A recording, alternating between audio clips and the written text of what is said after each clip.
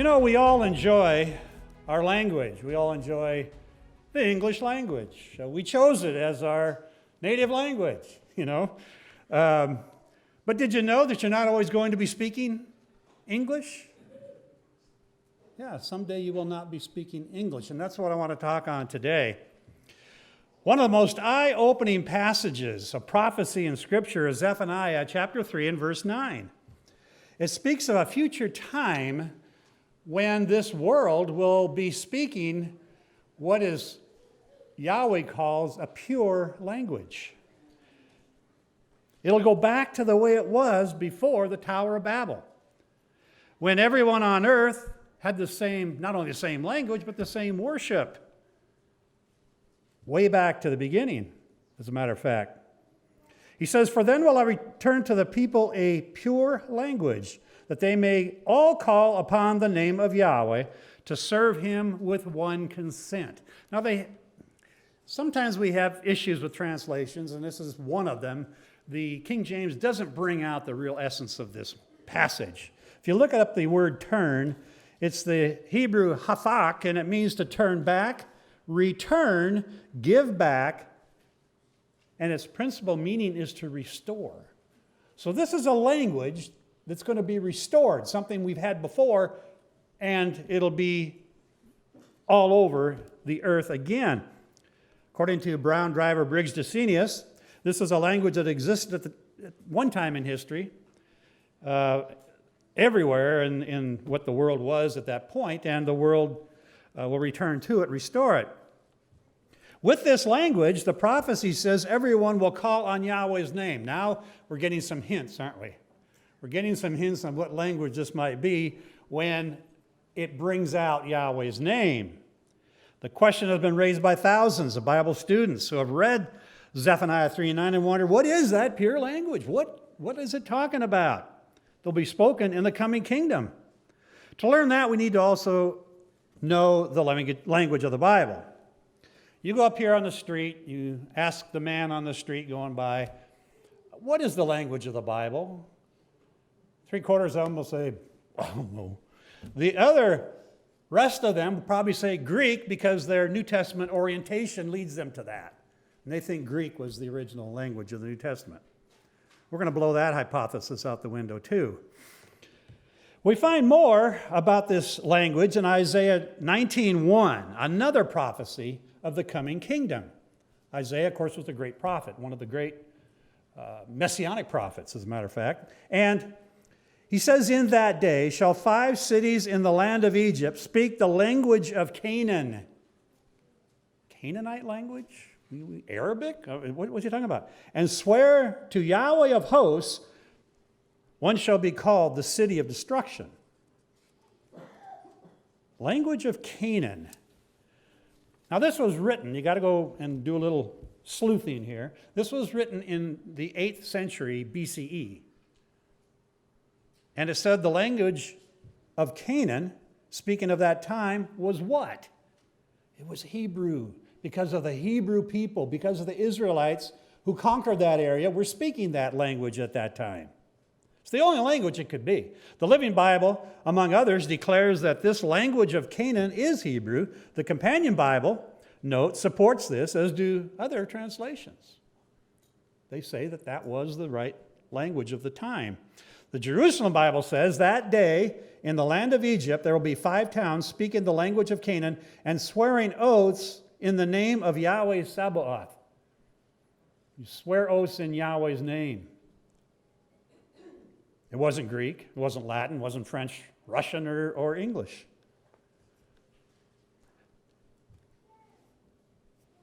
The Encyclopedia Britannica is interesting. It says the language of the Canaanites may perhaps be best described as an archaic form of Hebrew, standing in much the same relationship to Hebrew of the Old Testament as does the language of Chaucer to modern English. If you ever read Chaucer, it's like reading German. You might as well take a course in German to read Chaucer. That's what it sounds like. I mean, it becomes very difficult. But then ancient Hebrew was not present. It's not modern Hebrew. It's different. The Jews over in Israel have a hard time with ancient Hebrew. We asked our archaeologist on the trip, can you read the Dead Sea Scroll there? Ryan one time pointed it out. Can you read that? And he says, well, I can kind of make it out. Certain words and the letters I'm sure you could recognize, but, the vocabulary has changed in 3,000 years. So it's not exactly the same language of modern Hebrew that we have today. Don't count Egypt out. And I find Egypt cropping up a lot in Scripture and prophecy. It's one of the few nations of the world that's friendliest to Israel right now. Jordan is another one. Saudi Arabia, they at least they're not fighting, put it that way. But the rest of the Isaiah chapter 19 and verse 19 says, in that day shall there be an altar to Yahweh in the midst of the land of Egypt, and a pillar at the border thereof to Yahweh. And it shall be for a sign and for a witness unto Yahweh of hosts in the land of Egypt. For they shall cry unto Yahweh because of the oppressors, and he shall send them a Savior and a great one, and he shall deliver them. And Yahweh shall be known to Egypt, and the Egyptians shall know Yahweh in that day. Isn't that fascinating? Remember, he says that we're going to be keeping the Feast of Tabernacles in the kingdom, and if the people of Egypt don't come up, they will suffer plague, a drought. Yahweh has a plan for Egypt. Where did everybody go when they had a problem? They went to Egypt, right? Joseph and his family, when there was a drought, famine, they went to Egypt to get food. Where did Joshua end up with his family? They had gone to Egypt. Then they came back. So Egypt has something there. Yahweh shall be known to Egypt, and the Egyptians shall know Yahweh in that day, he says, and shall do sacrifice and oblation. They shall vow a vow unto Yahweh and perform it. And Yahweh shall smite Egypt, he shall smite and heal it, and they shall return even to Yahweh, return to Yahweh, notice, and he shall be, read this small print, entreated of them, and shall heal them. In that day there shall be a highway out of Egypt to Assyria, and the Assyrians shall come unto Egypt, and the Egyptians into Assyria, and the Egyptians shall serve with the Assyrians. Yahweh is going to change everything eventually with the kingdom. Yahshua is going to establish his rule, and all these nations, all these people that were perpetual enemies of Yahweh's people are going to be changed. They're going to be converted. By force if necessary, but they're going to be converted. So, Acts chapter 3, verse 20 is another key prophecy. He says, he shall send Yahshua the Messiah, which before was preached unto you, whom the heaven must receive until the times of restitution of all things. See, Yahshua, you hear all the time, he could come tomorrow. No, he couldn't, because things haven't been restored yet. The truth hasn't been brought back to this world as it's going to be before Yahshua returns. That has to be a restoration. That message of truth has to go out. And then, once everybody has a chance, maybe not everybody, but people have a chance to hear it, then he's going to say, my kingdom is now going to be restored to this earth. So, it's a time of restitution, which Elohim spoke by the mouth of his holy prophets since the world began. It was all in the plan, all from the beginning. There was going to be a restitution, a bringing back of truth to this earth as it left from Eden and now is going to come back. If most things will be restored, which speaks volumes for the importance of the Old Testament, just think about it. The teaching text and the only Bible that Yahshua had, the only Bible he preached, the only Bible the disciples had, the only Bible they preached. Paul wasn't even in the picture yet to do his epistles and all his letters to all these different assemblies. He wasn't even around at that point.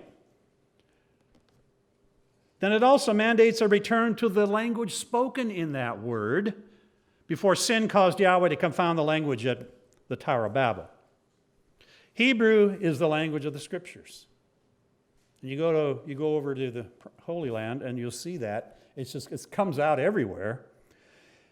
And if you are thinking that means only the Old Testament, think again. Because solid evidence shows that Hebrew is the original language the New Testament was written in. Think about it. Knowledgeable scholars say that Matthew, Revelation are definitely Hebraic. And so are the other passages, but we got to go from, to Greek and then Latin and English and all of that. So things get kind of murky. But think about the writers. The New Testament writers were what? Christians? No. They were Hebrew, ethnically speaking, and Jews who wrote in the native language to newfound Jewish assemblies all over Judea and up into Macedonia. They would not be writing in Greek. I wouldn't write a book in German. I wouldn't write a book in Russian or Chinese. I'd write a book in English. That's my language. And so did Paul to the Jewish converts in those assemblies, and they would then explain it to the Greeks and the rest who were coming in. The New Testament, another proof is it's filled with Hebraic idioms that don't exist in Greek. That's a key. That's a very important key. You know what an idiom is? That's a phrase that we speak that's hard to translate in another language. Doesn't mean anything like, don't give up your day job. What does that mean to a Frenchman? Every cloud has a silver lining. What does that mean to a Russian? He doesn't know, unless he knows English. The British, let's reverse it. The British have an idiom. Hairy at the heel. What in the world does that mean? And they're speaking English, or British. Another string to your bow. See? Idioms don't make any sense to us because we're not speaking that language. You would never write a Hebrew idiom in Greek unless you were writing original Hebrew, because the Greeks would have no idea what you're saying, you see? And their idioms are all over in the New Testament. It has to have been written in Hebrew. Another proof, the text itself in grammar and syntax reflects Hebrew. They have what they call the wa consecutive. Wa is a W in Hebrew, and it stands for and.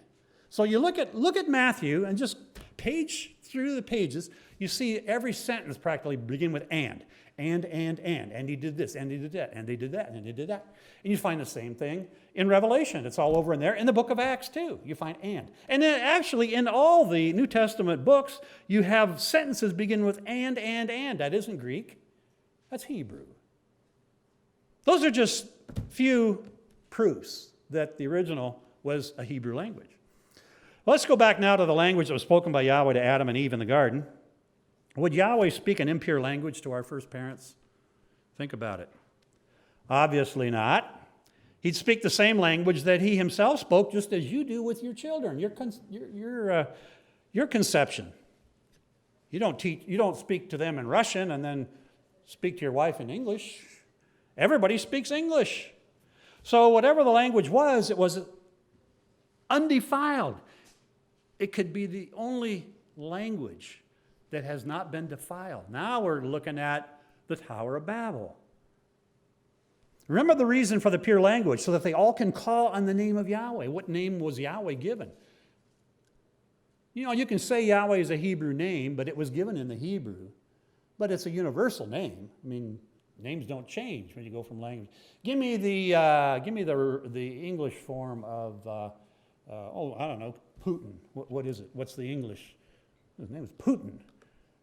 What is the Russian name of Reagan? Ronald Reagan. When he went over there, there is no Russian version. It's Ronald Reagan. So languages don't change, and when Yahweh gave anybody his name, it was his name. But it happened to be given in Hebrew, so it is considered Hebraic. Purely it's not, but we can say it is for this purpose. So this was a pure language. With one consent, they could speak that language. In other words, every like-minded person would speak the proper name. What other language could it be? Zechariah 8:20 tells us that all nations will come to Jerusalem, and his name will be one. Not a different mighty one, because these people worship Baal and these people worship Moloch.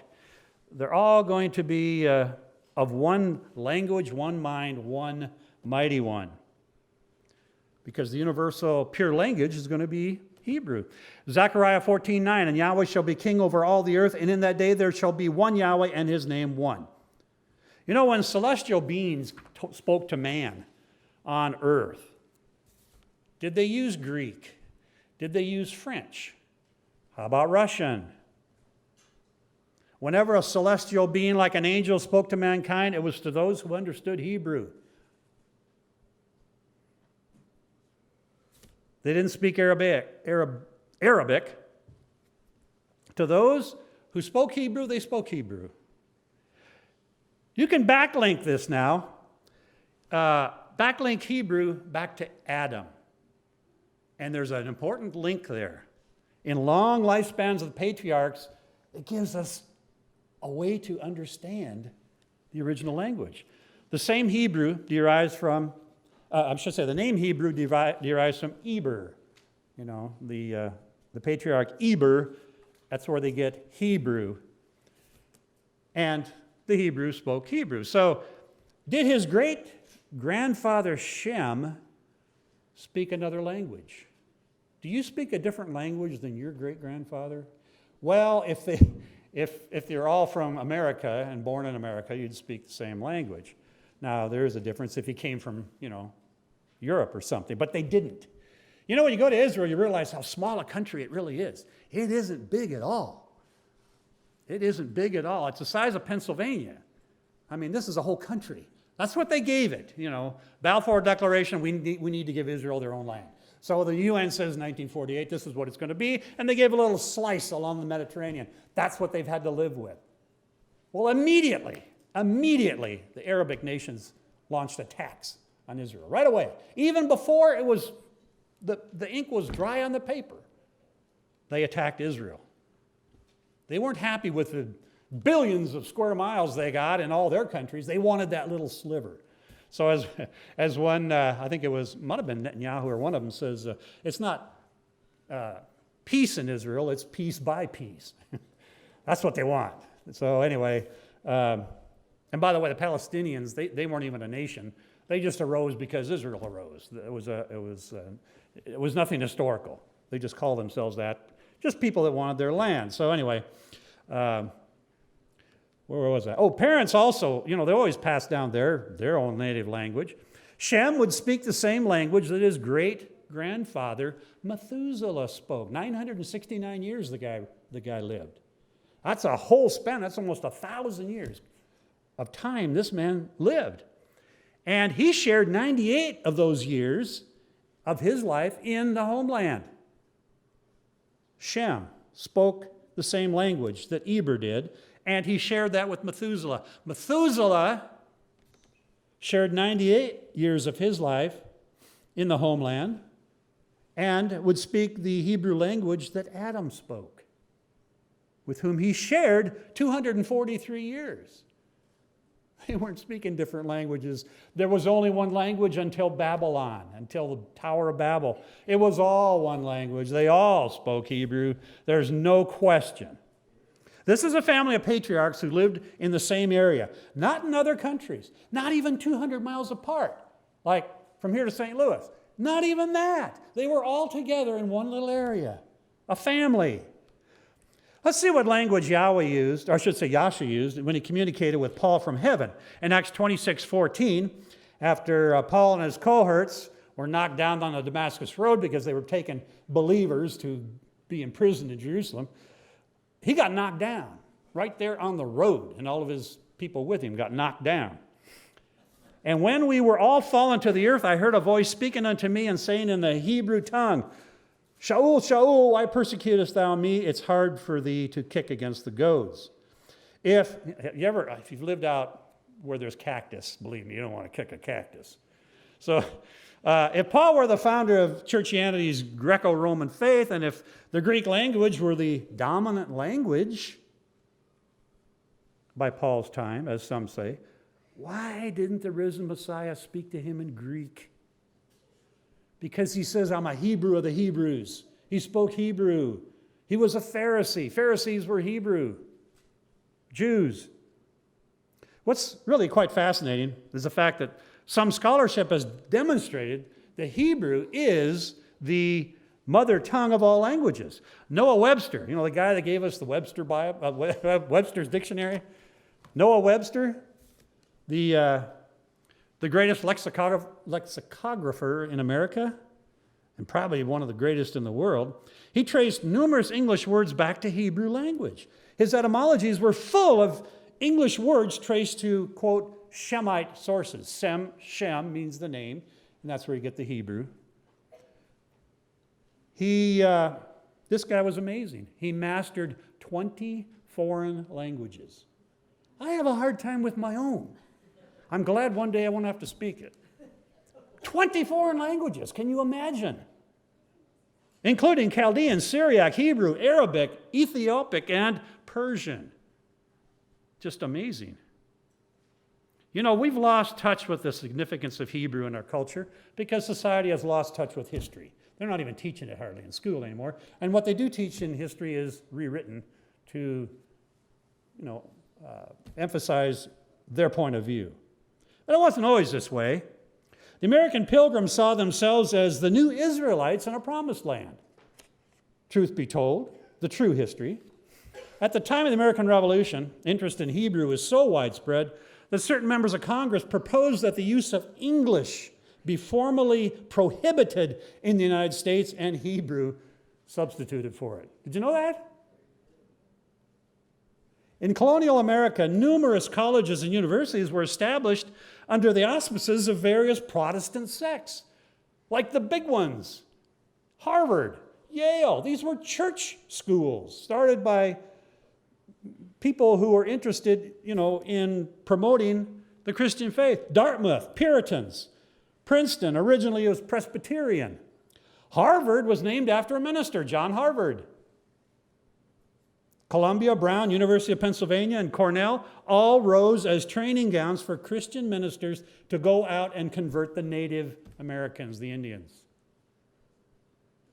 So the Bible played a very central part in the curriculum of our institutions of higher learning in America, as both Hebrew and the Bible required courses in those institutions.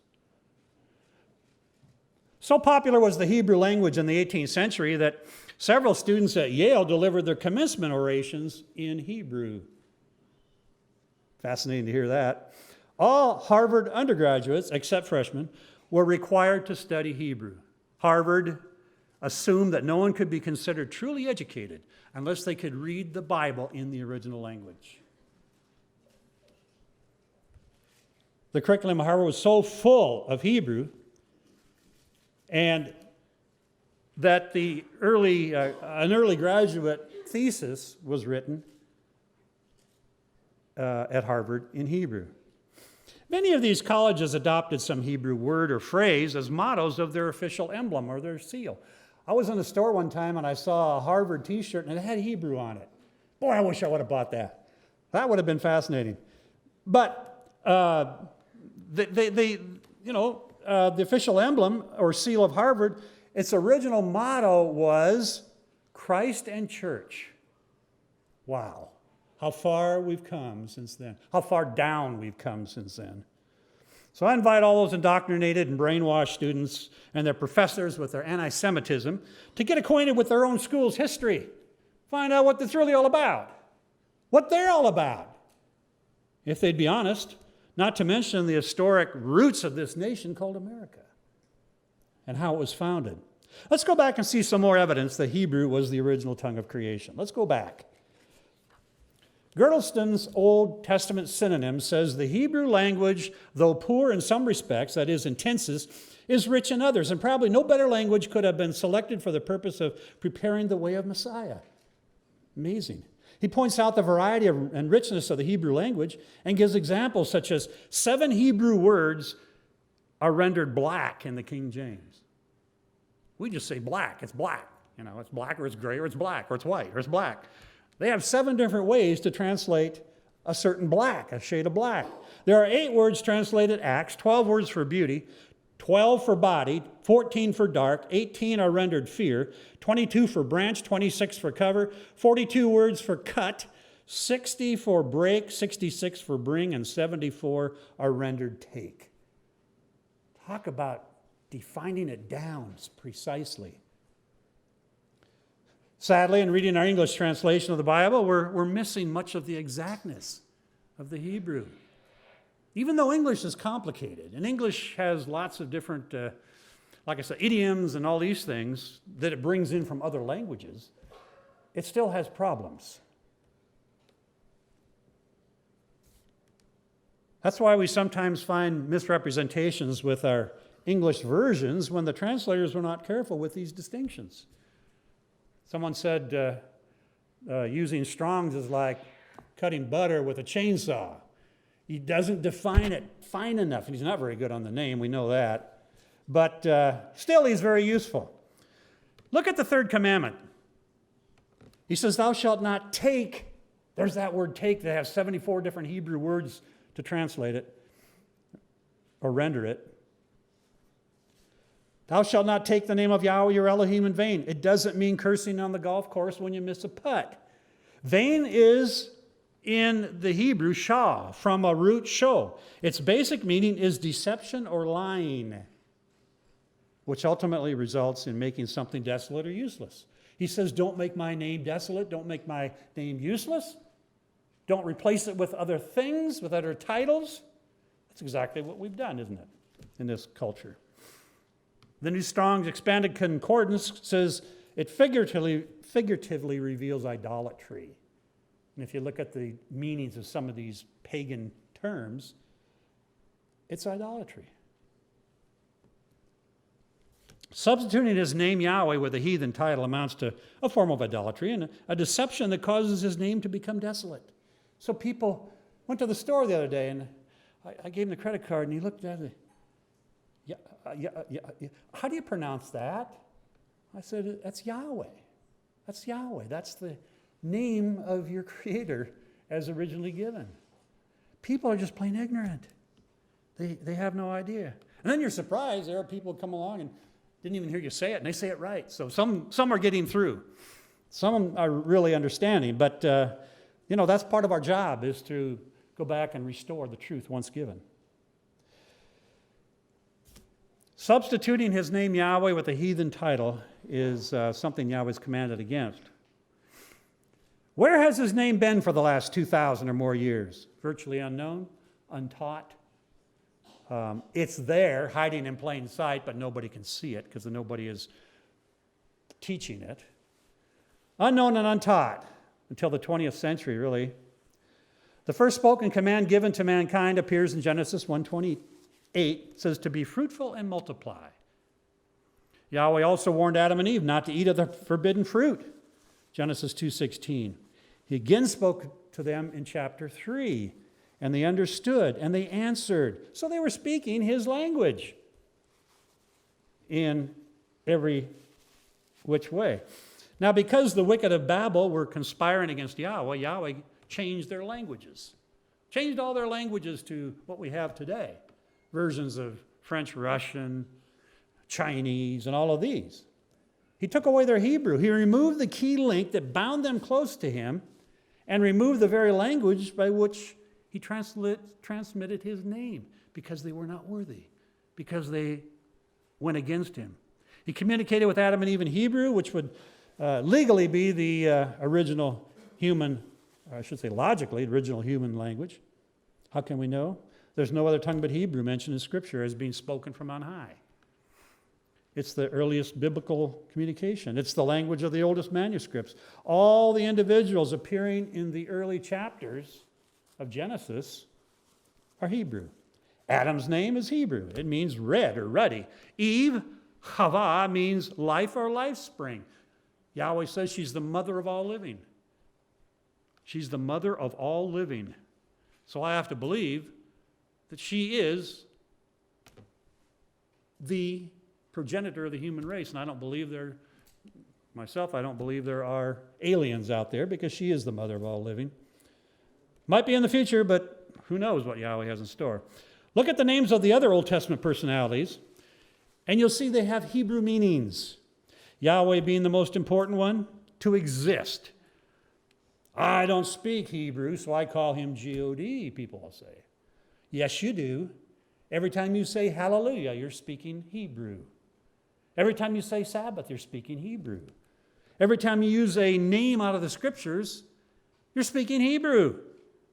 Adam, Eve, David, Isaiah, Jeremiah, Sabbath, hallelujah. Just a few examples. They're all over in the Bible, and they're Hebrew. You know, all Hebrew names have meaning, as well as, and I was reading this in one of the, a book on word origins that said originally all names had meaning. Every name had a meaning. So today we have Johnson, because why? He's the son of John, John's son. He's called Bin Laden, Arabic, meaning the son of Laden. The name has a meaning. He's called a carpenter. Why? Because he was a carpenter. Miller, because he milled. Sawyer, because he cut wood. He sawed. Shoemaker. Why? Well, you get the picture.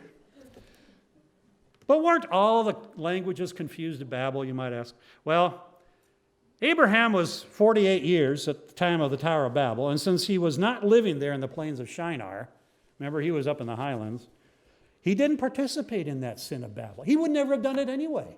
He wouldn't have gone down there and defied Yahweh. He was a righteous man, the Bible says. He would never have done that, so he wasn't around.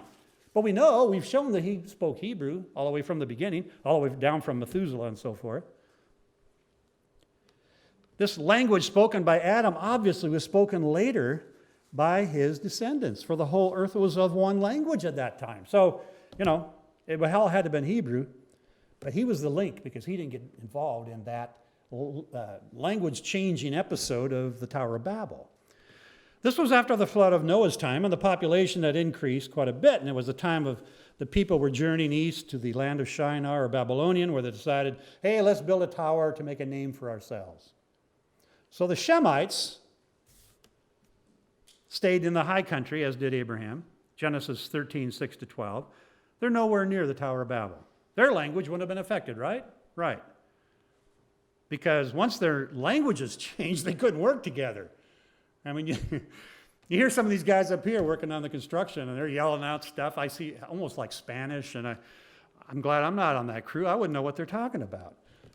When you change a language, you change communication, and you can't communicate, you can't work together. The lineage of Shem is the key, showing that Hebrew is the heavenly language, because Shem means name in Hebrew, and it was the Shemites who continued with Hebrew as their language. So we find this confirming statement in the New Bible Dictionary. It says, quote, Hebrew belongs to the Western group of Semitic languages. The word Semitic is formed from the name of Shem, Noah's eldest son. And that's on page 710 if you want to look it up. In his blessing on Shem, Noah called Yahweh the Elohim of Shem and said Yahweh would dwell in the tents of Shem in Genesis 9:26. Let's take a quick look at the New Testament now. Acts 9 tells us the Apostle Paul was being struck down on the Damascus Road, as I mentioned, when he was taking his prisoners to Jerusalem to be punished. He recounted this experience to King Agrippa, as if Agrippa even cared, but he went through, and I'm glad he did, because now we got the account. In Acts 26, he says of the heavenly voice of Yahshua, and when we were all fallen to the earth, I heard a voice speaking unto me, and saying in the Hebrew tongue, Shaul, Shaul, why persecutest thou me? Isn't that interesting? He was taking Yahweh's people, and Yahweh says, you're persecuting me. Because Yahshua said, what you do to your brethren, you do to me. Pretty serious stuff. And Paul answered, who are you, master? And he said, I am Yahshua, whom you persecute. He knew. He didn't ask further. He knew what he was doing at that point. This was after Yahshua's death and resurrection, and Yahshua was still speaking Hebrew from heaven. Well, brethren, the Bible record is clear. Did you know that Hebrew is the only language in the world that's been brought back? The only ancient language to be brought back from life support and made a modern language. Hebrew in Israel right now.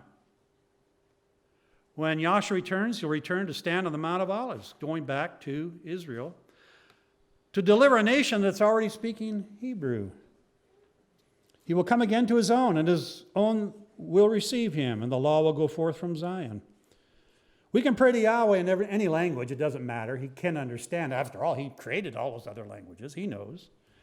We don't have to speak Hebrew to communicate with him, because he's not limited to speech. The one who made our tongue can bypass speech itself. He even talks about communicating with groanings that can't be uttered. He reads our hearts, especially when we're really down and we're searching for him, searching for answers. He reads that. He says, I am he which searches the reins and the hearts, Revelation 2:23. Romans 8:26, likewise the Spirit also helps our infirmities. For we know not what we should pray for as we ought, but the Spirit itself makes intercession for us with groanings that cannot be uttered. But he answers our prayers of the righteous and for those who call on his name. Two criteria. Clearly, the language spoken in Eden by Yahweh was Hebrew. Yahweh spoke to the prophets through Hebrew. Sends a couple angels down to Abraham. He holds a little picnic for him, and obviously they're speaking in Hebrew. In the New Testament, the messenger spoke to Hebrew-speaking people exclusively. Yahshua spoke and read Hebrew in the synagogue. He spoke to Saul in Hebrew. Post-resurrection, Paul. I mentioned this before. Isaac Moseson, in his book, The Word, he gives numerous examples that Hebrew is the progenitor of language here on earth. All the languages basically sprung from it. And he has evidence to back this up. Pretty solid evidence, actually. Not every scholar is going to agree with that because there's a lot of anti-Semitism and stuff going on. But anyway, this discipline is known as Edenics. I guess they get the word Eden from it, Edenic, from the beginning. And it seeks to show how Hebrew words are behind so many of our English words. Not just words directly from Hebrew, like sabbatical and jubilant, from jubilee, or amen, where you get the word amenable, and hallelujah, and all the others. But interesting, he mentions Goliath, which is Hebrew Golias. The Greeks get colossus from that. Colossal and Colosseum. All of these break-offs from an original Hebrew root. Well, I could go on, and it's fascinating for me to do this because it just opens up more truth. It's just, ironclad. The ultimate point in all of this for us, and I want to bring out the significance of the Hebrew language here, it's largely an energetic language, and it's reflected in an energetic people of Israel. Robust, and at times even turbulent people. They were primarily outdoor folks. They liked outdoors. Not like some Roman or Greek in his big Colosseum or whatever, his temple or whatever. But they were outdoor folks. They were farmers, fishermen, tradesmen. They were out working outside. Robust. That's why Pharaoh was concerned they were just getting too populous. They were too robust. For them, religion was not just a thought or an emotion, as we hear today. It wasn't just a thought. It wasn't just a feeling. See, Christianity never used to be a feeling. Now it's just a feeling. Everybody has to have a feeling. That's secondary. It's an experience to be lived, an action to be taken. Like the feast days, he says, come out. Don't sit at home and think good thoughts. Come out and keep a feast to me in the wilderness, he told Israel. He's saying that today too. Same thing. Even their prayers are engaging. We go to the Wailing Wall. You see the rabbis doing this. They have to move. They have to put their self into their prayers. The biblical writers often use vocabulary that's very colorful, dynamic, and action-centered. A careful study of the Hebrew language reveals even what Martin Luther called special energy. He concluded he said the Hebrew language is the best language of all with the richest vocabulary. It has therefore been aptly said that the Hebrews drink from the spring The Greeks from the spring that flows from it, and the Latins from a downstream pool. The closer you get to the source, the more pure it is. The Hebrews were mainly a doing and a feeling people. Yahweh is living and active. And this is what his word is all about. Come out, serve me, do. Not just sit back on your easy chair. Do. He required Israel to be enthusiastic and committed in keeping his laws. He says, rejoice at his feast. Do. Not just think good thoughts, or he does it all for you, you do nothing. That's not the lesson of the Bible or the language. Neither of them supports that Yahweh gave. That's Greek. That's Greek. Paul goes up on Areopagus and he sees all these Greeks walk. And all they're doing is sitting around, and trying to think up something new. Paul walks around and he sees all these statues and all this. He says, I'm going to tell you about one that you call the unknown one, the unknown mighty one. I'm going to tell you about him. Oh, really? Tell us. Because that's all they did, he says, is sit around trying to think of something new. That's Greek religion. That isn't Yahweh's religion. Yahweh's religion is one of doing for him. His laws give direction to Israel and us on how to relate to his people in this world. They're active, just like the Hebrew language is.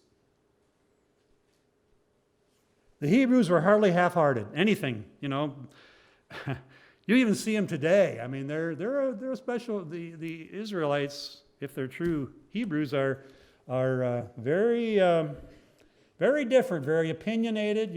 As they say, you got two Jews, you got three opinions, but they're very very active people, and I mean they're movers and shakers. You go to Tel Aviv, I was blown away. I mean, I expected to see a bunch of stone buildings here and there. This is New York. I couldn't believe it. And it's high tech. They're really into high tech. They're making, they say they take our jets and they remake them even better electronically. They're smart people, and they're doers and shakers. As opposed to some of their neighbors who are still, oh man, I saw the Bedouin all the way up to where we were going. Oh, I never saw such poverty. And their shacks and their tents all along the road. How could people live that way? I mean, just things nailed together. And I thought, man, this looks like Mexico when I first went there 30 years ago. Not that there's anything wrong with Mexico, but if they're not motivated, if they just haven't been given a chance, it just goes nowhere. Israel can turn a barren valley into a vibrant, green, lush, growing, with even, like I said before, they modified banana trees so they're this high so they don't have to go and climb them. They just go up and reach and pull the bananas out. And there's just acres and acres of these things. I thought, what is this? I mean, they're innovative. And, that's what they've turned this whole area around, this little sliver along the Mediterranean, into a lush Garden of Eden, kind of like the Bible talks about. It's pretty amazing.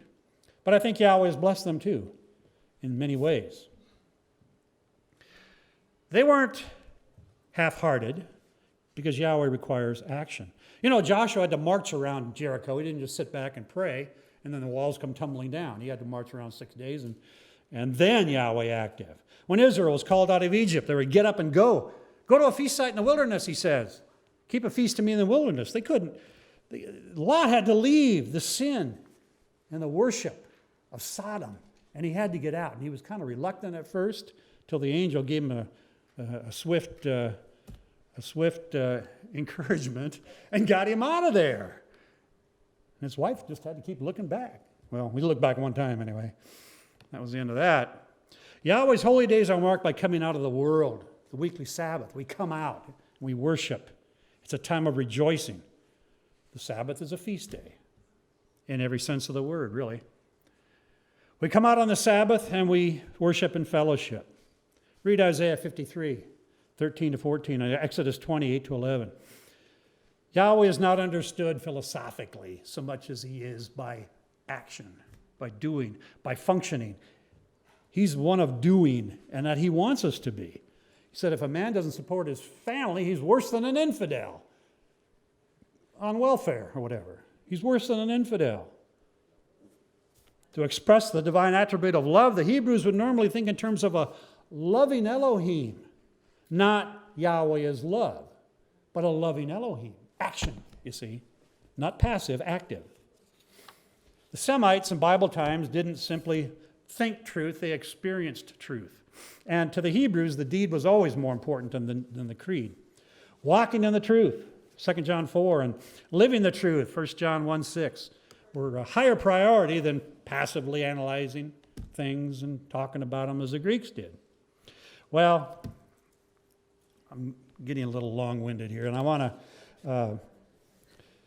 So obedience is an action, not just a thought. That's, I guess, what I'm trying to say. And those who act justly and love mercy and love Yahweh and do things in His name, walk humbly with Him, they please Him. Micah 6:8. The essence of religion of Yahweh is relationship. It's doing, not jawboning. In the book of Acts, the early believers were known as people of the way. The way entails and expresses movement. A highway, does that express somebody putting up a house on it? No, it expresses transportation, moving. And the people of the way, they were constantly walking in the way. Not people of the pleasant thought, not people of philosophy, people of the way, they called them in Acts. Like, we're on the way. And we're going to be on the way pretty soon when we keep the first feast of the year, and we're all looking forward to that. Well, the Hebrew language was given to our first parents at Eden, a language all who are found worthy will one day be speaking. He says that in His kingdom. He established it from the beginning. Everything comes back when Yahweh established it. Nothing disappears. Everything comes back. Even sacrifices will be in Zechariah 14, Ezekiel 44, 45, be in the kingdom. Thank you for watching today's teaching. Please subscribe to our YouTube channel and stay up to date with all our latest releases. To stay connected to this ministry, download our mobile app. It's available in the App Store for Apple or Android. Simply search Yahweh's Restoration Ministry. Visit our extensive website at yrm.org. We have hundreds of teachings for men and women alike, and new articles added every week. Join our growing online congregation and watch us live every Saturday at 1:30 p.m. Central Time by visiting yrm.org/live or following the live worship link on our mobile app. See below in the description on this video for many of the other ways to connect with us. Blessings and shalom.